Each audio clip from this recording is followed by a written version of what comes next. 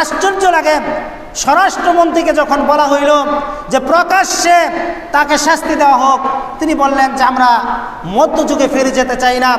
সুতরাং বর্তমান যুগ এর কিছু কিছু ঘটনা জাহিলি যুগকেও হার মানিয়েছে, অসভ্য বর্বর যুগকেও হার মানিয়েছে, মধ্যযুগকেও হার মানিয়েছে।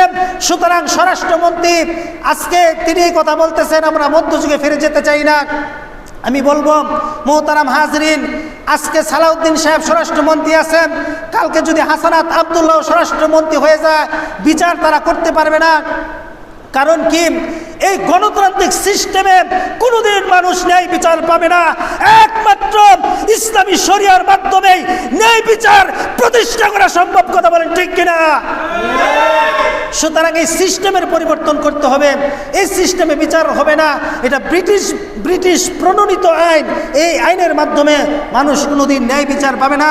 10টা খুন করেও আইনের ফাঁক ফুকর দিয়ে খুনি বের হয়ে যায়, 10টা দর্শন করার পরেও আইনের ফাঁক ফুকর দিয়ে সে বের হয়ে যায়।